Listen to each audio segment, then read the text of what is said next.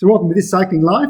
Today I'd like to do a little video about the importance of a fast start when using something like the Zwift, or in this case, the Rouvy platform. I'm racing the Pedal Italy Pordoi race in the Dolomite. It's up to the Pordoi Pass. A really tough 27 kilometer race with just over 1,000 altitude meters. The main climb itself is 13 kilometers long with an average gradient of 6%. But today, for me, what I'm going to demonstrate is the importance of the fast start. So what's my strategy? As you see, the clock is counting down.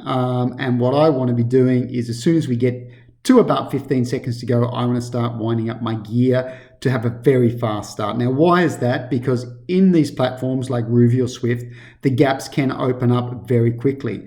In today's race, hundreds of riders, and if you're not in the front end of that race, the gaps open up and the drafting effect comes in. So in many ways, your race can be lost before it's even begun. So what I'm going to do today is just demonstrate the importance of that start by talking you through my race tactics and strategy for the first few minutes of the race to make sure that I'm really up where the business end of the race is and hopefully able to stay there as long as possible to the finish. Now, of course, this is a mixed age group race, so I'm almost 50, but I'm going to be racing here today against guys probably in their late teens, even 20s, but I'm shooting for a result for the Masters classification. Would be nice to be inside top 10 on the overall, but I know I've got a very tough group of competitors today. So what am I doing right now? As you can see, I'm starting to wind my gear up. We've got 20 seconds to go. I'm going to show you the map view here. This is the start line, but what I want to do is stay on the map view. This is the map view of the valley to show you actually how quickly the gaps open up in a race of this nature. So 10 seconds to go. You see I'm out of the saddle now. I'm really winding up my gear. My aim is to hit a peak power of about 600, just over 600 watts for the first 20 seconds and really rock it out of the start gate. Now, there you go. There's our overview map. And there you see, that's me, Jay Anderson, right at the front end of the race. Now, you see how quickly the gaps are opening up for those people who are having a slower start. So what am I doing here, folks? I'm backing off the pedals, of course. My heart rate very quickly coming up to threshold, which for me is just under 170 beats per minute.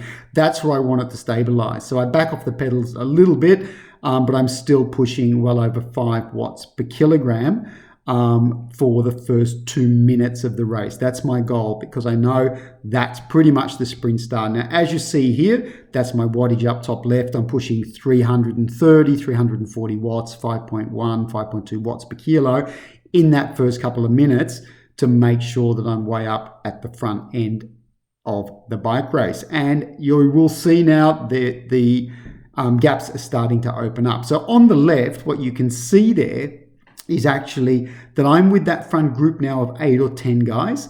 And there is a gap already opening up to the second chase group, which is already at 40 meters. Now, remember, with the drafting effect at play, once that gap opens up to over 40 or 50 meters, the guys at the back are at a distinct disadvantage because that takes a big effort to bridge that gap. And of course, at the front end, the guys are pushing over 5.5 watts per kilo. So what am I doing now? As you see, I've just dropped back in this group. I'm in about 8th position now, 9th position in that group of 10 or 11 guys, and we're away up the road.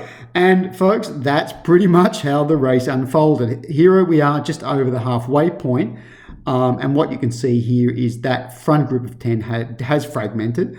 The strongest guys have gone up the road. You see there's gaps there of a couple of 100 meters. I'm with a group of 2 just tempoing now up the climb, holding somewhere around 3.9, 4.2 watts a kilo, which is comfortable for me on this climb because it's a long haul. 13 kilometers to the top, average gradient 6%. And that's pretty much how the race finished up, folks. That little group I was with also fragmented. I just tempoed it to the top.